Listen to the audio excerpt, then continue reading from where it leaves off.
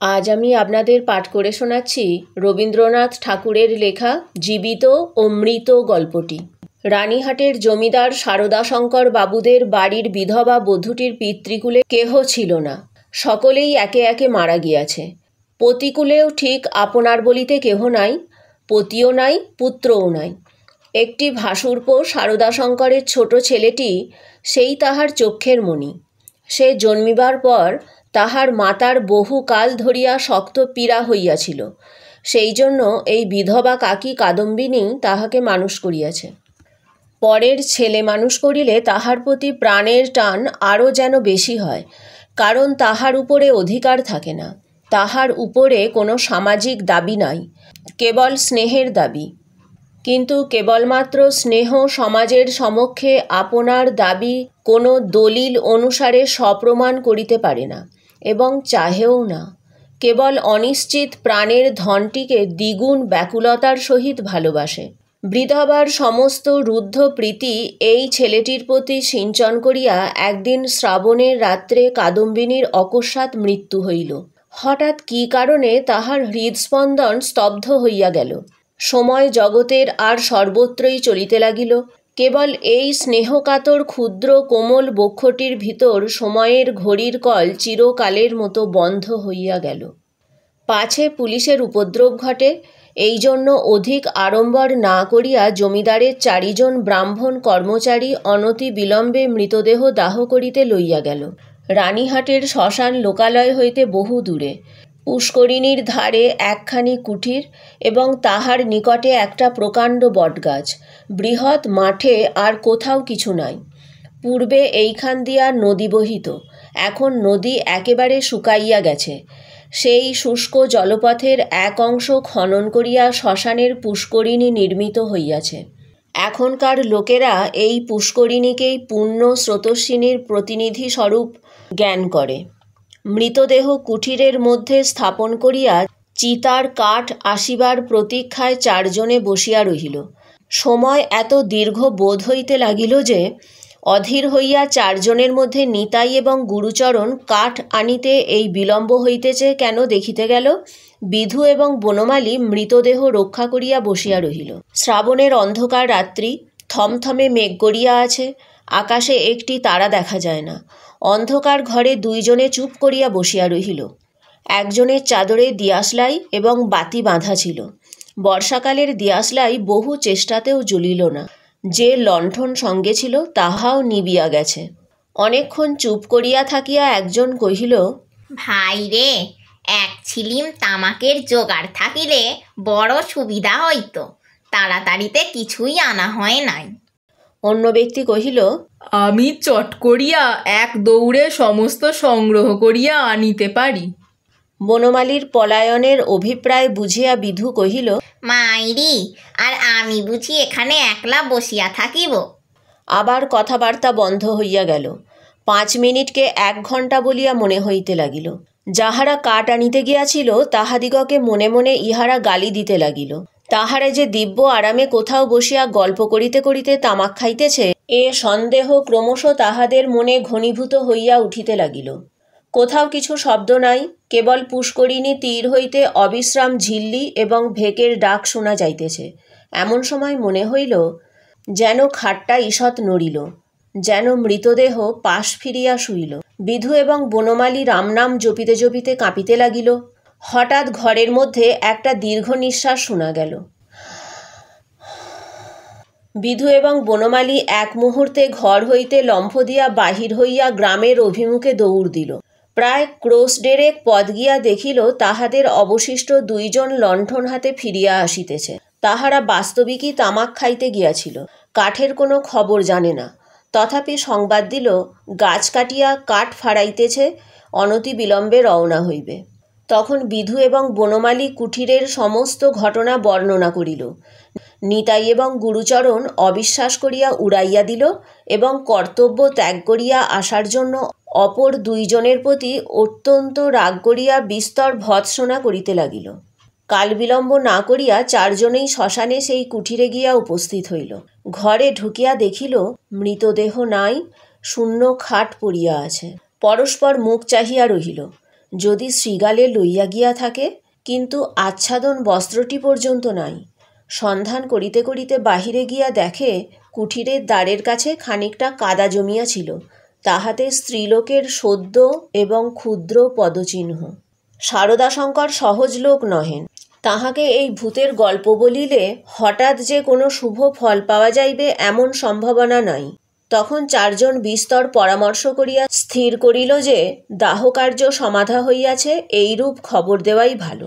ভোরের দিকে যাহারা কাঠ লইয়া আসিল তাহারা সংবাদ পাইল বিলম্ব দেখিয়া পূর্বেই কার্য শেষ করা হইয়াছে।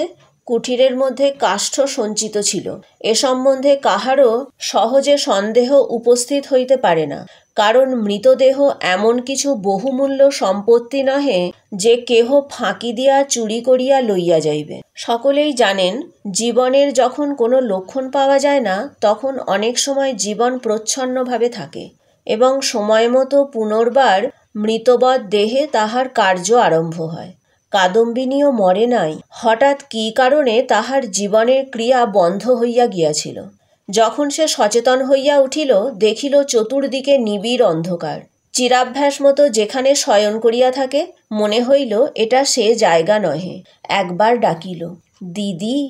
অন্ধকার ঘরে কেহ সাড়া দিল না। সভয়ে উঠিয়া বসিল।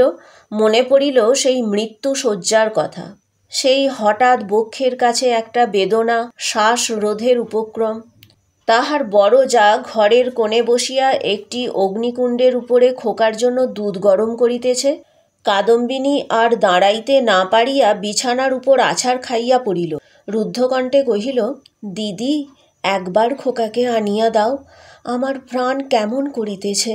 তাহার পর সমস্ত কালো হইয়া আসিল, যেন একটা লেখা খাতার উপর দোয়াত শুদ্ধ কালি গড়াইয়া পড়িল।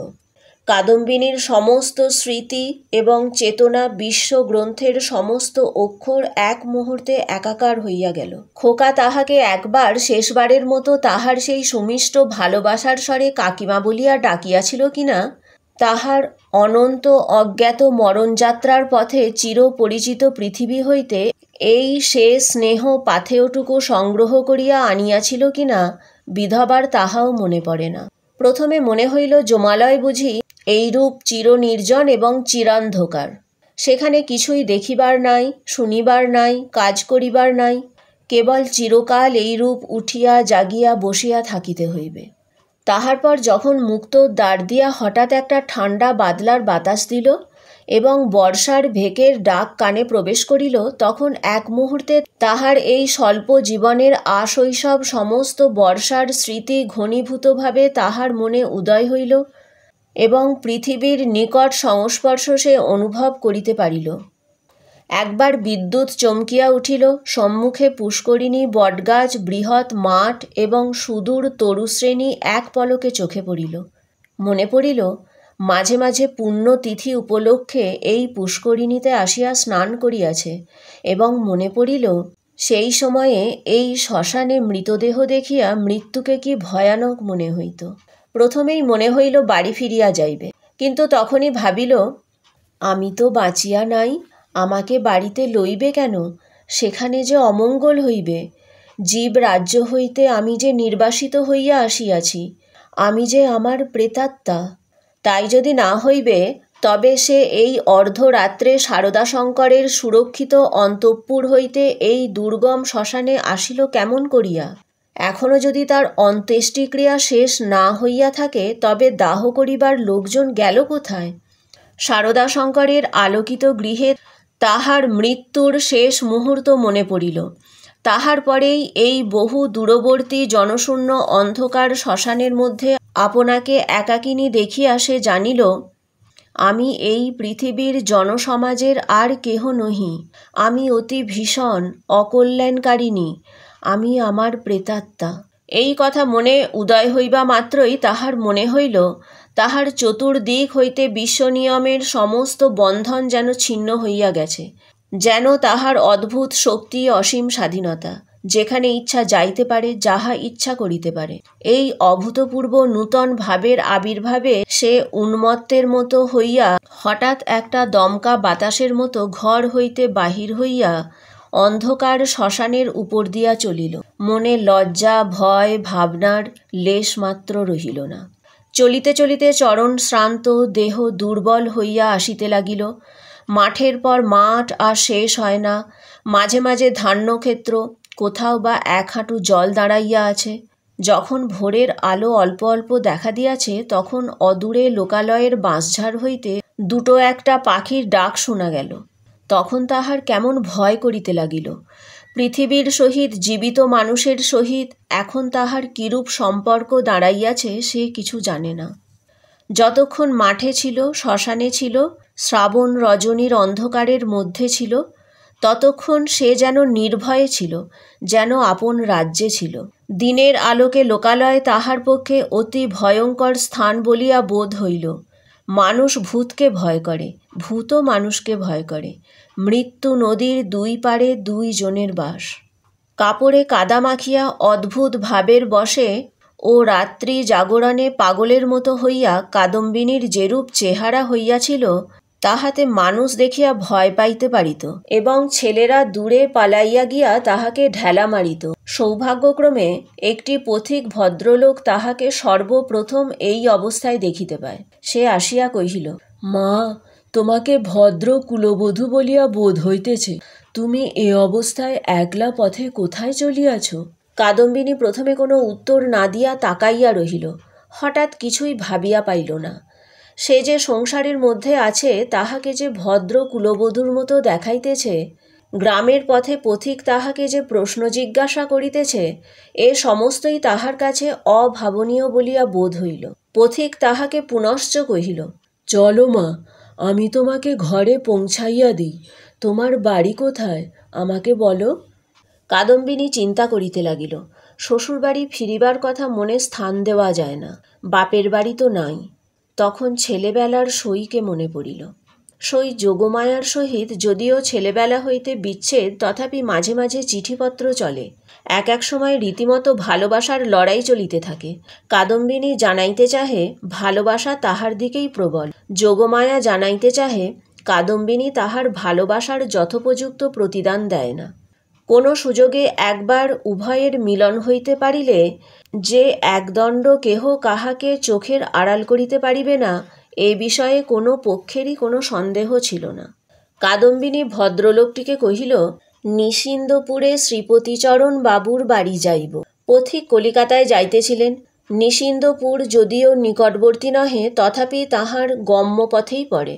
তিনি স্বয়ং বন্দোবস্ত করিয়া কাদম্বিনীকে শ্রীপতিচরণ বাবুর বাড়ি পৌঁছাইয়া দিলেন। 2 সইয়ে মিলন হইল। প্রথমে চিনিতে একটু বিলম্ব হইয়াছিল, তাহার পরে বাল্য সাদৃশ্য উভয়ের চক্ষে ক্রমশই পরিস্ফুট হইয়া উঠিল। যোগমায়া কহিল, ও মা, আমার কি ভাগ্য, তোমার যে দর্শন পাইব এমন তো আমার মনেই ছিল না। কিন্তু ভাই, তুমি কি করিয়া আসিলে? তোমার শ্বশুরবাড়ির লোকেরা যে তোমাকে ছাড়িয়া দিল। কাদম্বিনী চুপ করিয়া রহিল।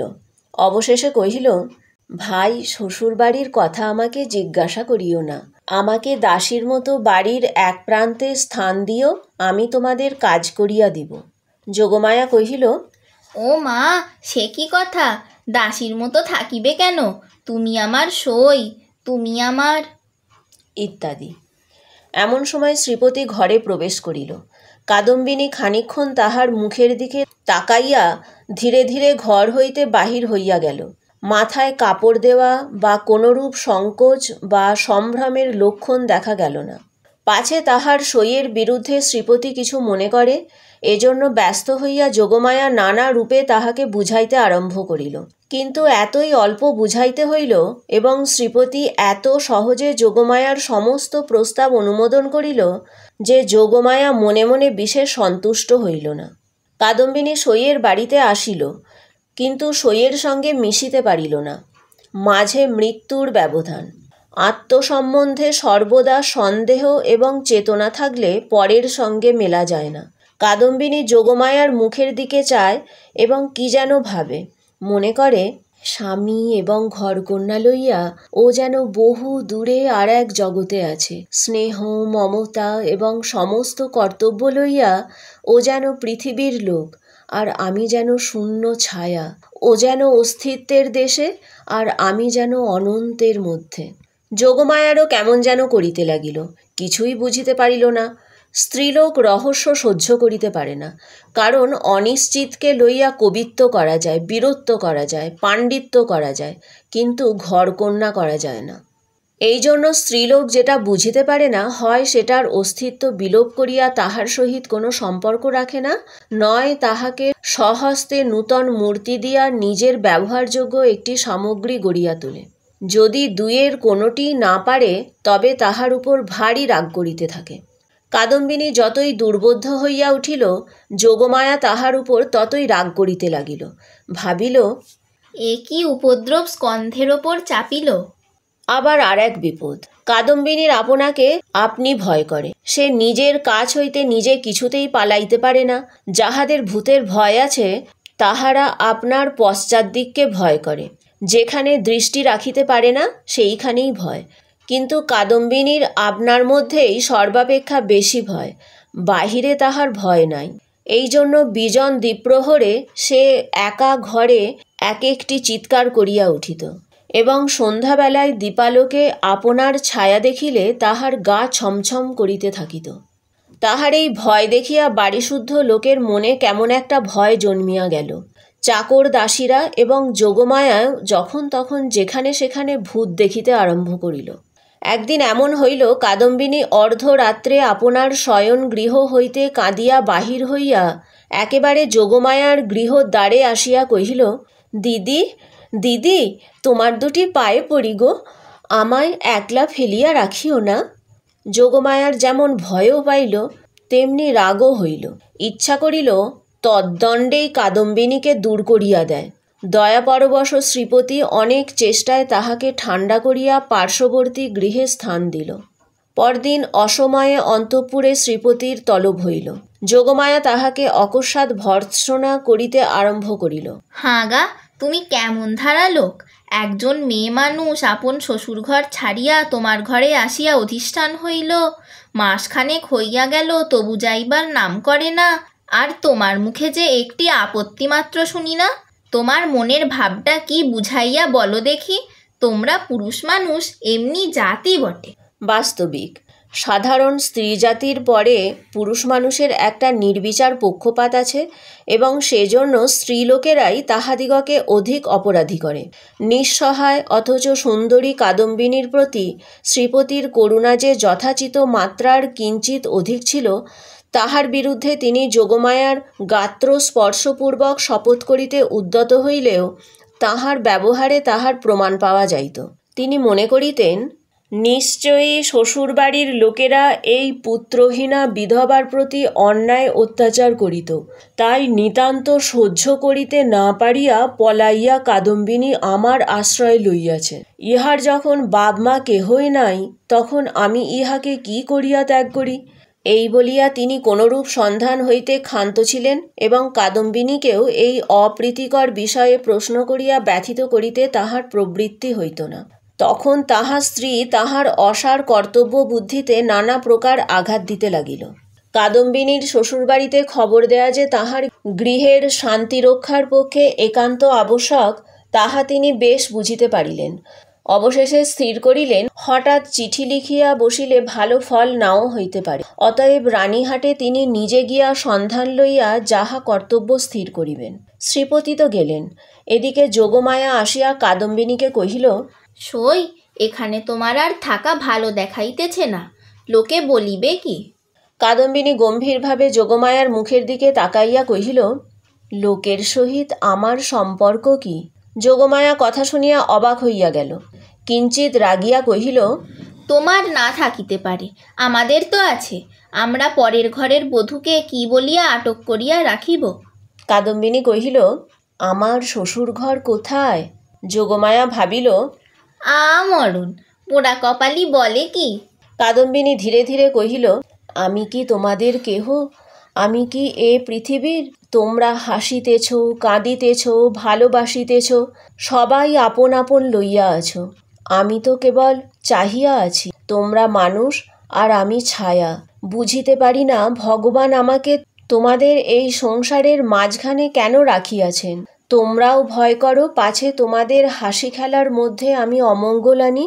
আমিও বুঝিয়া উঠিতে পারি না তোমাদের সঙ্গে আমার কি সম্পর্ক, কিন্তু ঈশ্বর যখন আমার জন্য আর কোনো স্থানই গড়িয়া রাখেন নাই, তখন কাজে কাজেই বন্ধন ছিঁড়িয়া যায়, তবু তোমাদের কাছেই ঘুরিয়া ঘুরিয়া বেড়াই। এমনিভাবে চাহিয়া কথাগুলি বলিয়া গেল যে যোগমায়া কেমন একরকম করিয়া মোটের উপর একটা কি বুঝিতে পারিল, কিন্তু আসল কথাটা বুঝিল না, জবাবও দিতে পারিল না, দ্বিতীয়বার প্রশ্ন করিতেও পারিল না। অত্যন্ত ভারগ্রস্ত গম্ভীরভাবে চলিয়া গেল। রাত্রি প্রায় যখন 10টা, তখন শ্রীপতি রানীহাট হইতে ফিরিয়া আসিলেন। মুষলধারে বৃষ্টিতে পৃথিবী ভাসিয়া যাইতেছে। ক্রমাগতই তাহার ঝরঝর শব্দে মনে হইতেছে বৃষ্টির শেষ নাই, আজ রাত্রিরও শেষ নাই। যোগমায়া জিজ্ঞাসা করিলেন, কি হইল? শ্রীপতি কহিলেন, সে অনেক কথা, পরে হইবে বলিয়া কাপড় ছাড়িয়া আহার করিলেন এবং তামাক খাইয়া শুইতে গেলেন। ভাবটা অত্যন্ত চিন্তিত। যোগমায়া অনেকক্ষণ কৌতূহল দমন করিয়াছিলেন। শয্যায় প্রবেশ করিয়াই জিজ্ঞাসা করিলেন, কি শুনিলে বলো। শ্রীপতি কহিলেন, নিশ্চয় তুমি একটা ভুল করিয়াছ। শুনিবা মাত্র যোগমায়া মনে মনে ঈষৎ রাগ করিলেন। ভুল মেয়েরা কখনোই করে না, যদিবা করে কোনো সুবুদ্ধি পুরুষের সেটা উল্লেখ করা কর্তব্য হয় না। নিজের ঘাড় পাতিয়া লওয়াই সুযুক্তি। যোগমায়া কিঞ্চিত উষ্ণভাবে কহিলেন, কি রকম শুনি? শ্রীপতি কহিলেন, যে স্ত্রীলোকটিকে তোমার ঘরে স্থান দিয়াছ সে তোমার সই কাদম্বিনী নহে। এমনতর কথা শুনিলে সহজেই রাগ হইতে পারে, বিশেষত নিজের স্বামীর মুখে শুনিলে তো কথাই নাই। যোগমায়া কহিলেন, আমার সইকে আমি চিনি না, তোমার কাছ হইতে চিনিয়া লইতে হইবে? কি কথার শ্রী? শ্রীপতি বুঝাইলেন, এ স্থলে কথার শ্রী লইয়া কোনরূপ তর্ক হইতেছে না, প্রমাণ দেখিতে হইবে। যোগমায়ার সই কাদম্বিনী যে মারা গিয়াছে তাহাতে কোনো সন্দেহ নাই। যোগমায়া কহিলেন, ওই শোনো, তুমি নিশ্চয়ই একটা গোল পাকাইয়া আসিয়াছ। কোথায় যাইতে কোথায় গিয়াছ, কি শুনিতে কি শুনিয়াছ তাহার ঠিক নাই। তোমাকে নিজে যাইতে কে বলিল? একখানা চিঠি লিখিয়া দিলেই তো সমস্ত পরিষ্কার হইত।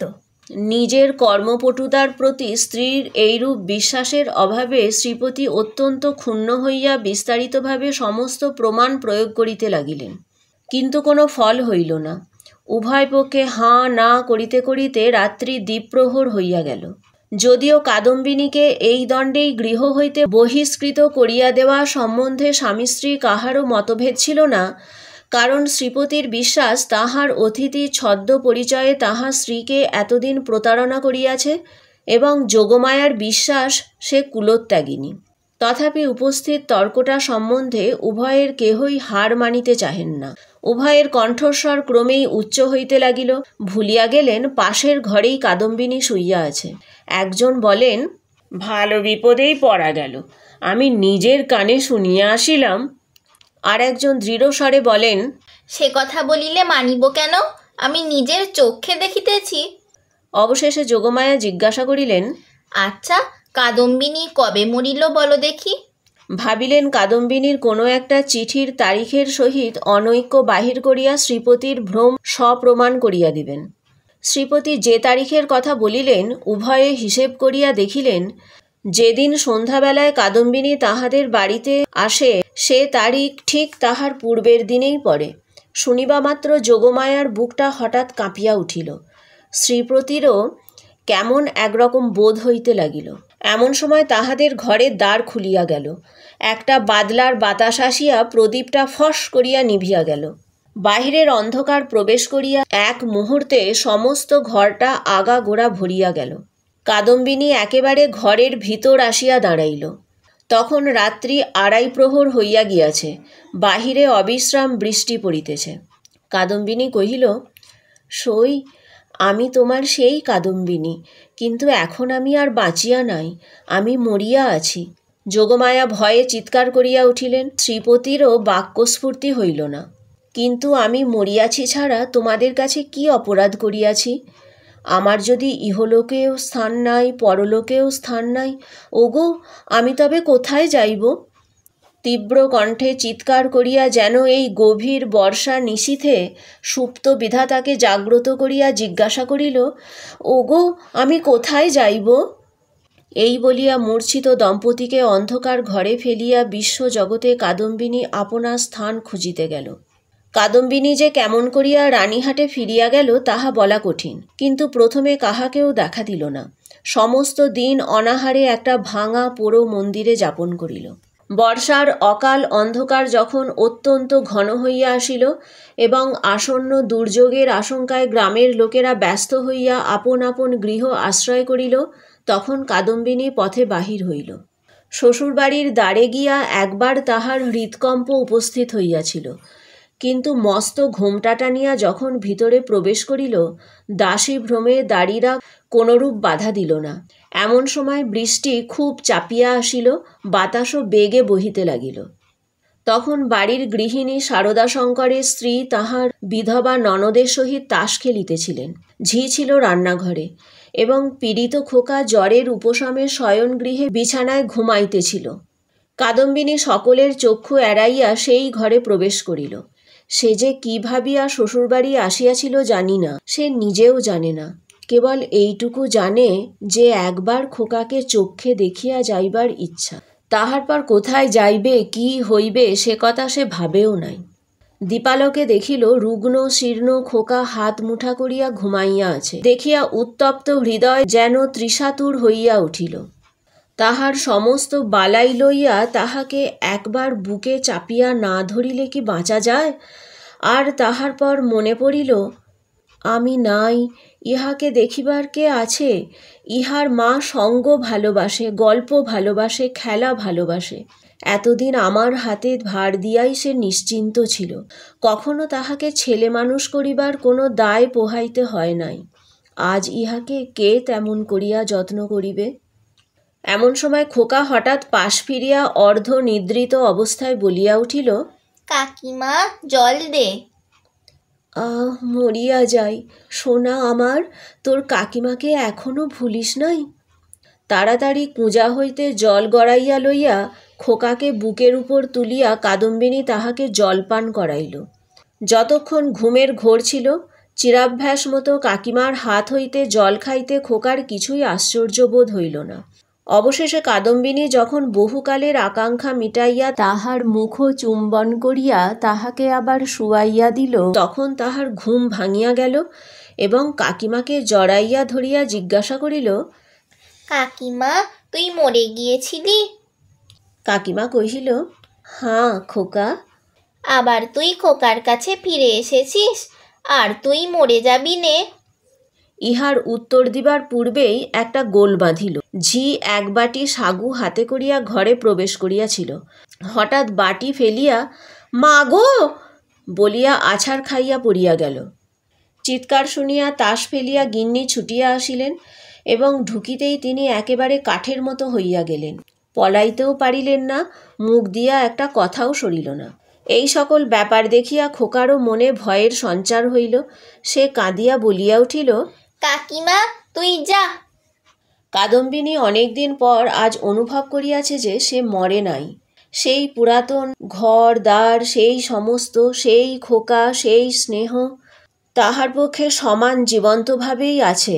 মধ্যে কোনো বিচ্ছেদ, কোনো ব্যবধান জন্মায় নাই। সইয়ের বাড়ি গিয়া অনুভব করিয়াছিল বাল্যকালের শেষ ওই মরিয়া গিয়াছে। খোকার ঘরে আসিয়া বুঝিতে পারিল খোকার কাকিমা তো এক তিলও মরে নাই। ব্যাকুলভাবে কহিল, দিদি, তোমরা আমাকে দেখিয়া ভয় পাইতেছ? এই দেখো, আমি তোমাদের সেই তেমনি আছি। গিন্নি আর দাঁড়াইয়া থাকিতে পারিলেন না, মূর্ছিত হইয়া পড়িয়া গেলেন। ভগ্নীর কাছে সংবাদ পাইয়া শারদাশঙ্করবাবু স্বয়ং অন্তঃপুরে আসিয়া উপস্থিত হইলেন। তিনি জোর হস্তে কাদম্বিনীকে কহিলেন, ছোট বৌমা, এই কি তোমার উচিত হয়? সতীশ আমার বংশের একমাত্র ছেলে, উহার প্রতি তুমি কেন দৃষ্টি দিতেছ? আমরা কি তোমার পর? তুমি যাওয়ার পর হইতে ও প্রতিদিন শুকাইয়া যাইতেছে, উহার ব্যামো আর ছাড়ে না। দিন রাত কেবল কাকিমা কাকিমা করে। যখন সংসার হইতে বিদায় লইয়াছ, তখনে মায়াবন্ধন ছিঁড়িয়া যাও।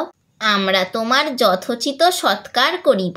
তখন কাদম্বিনী আর সহিতে পারিল না, তীব্র কণ্ঠে বলিয়া উঠিল, ওগো আমি মরি নাই গো, মরি নাই। আমি কেমন করিয়া তোমাদের বুঝাইব আমি মরি নাই, এই দেখো আমি বাঁচিয়া আছি।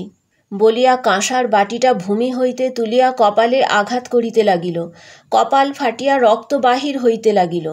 তখন বলিল, এই দেখো আমি বাঁচিয়া আছি। শারদাশঙ্কর মূর্তির মতো দাঁড়াইয়া রহিলেন, খোকা ভয়ে বাবাকে ডাকিতে লাগিল।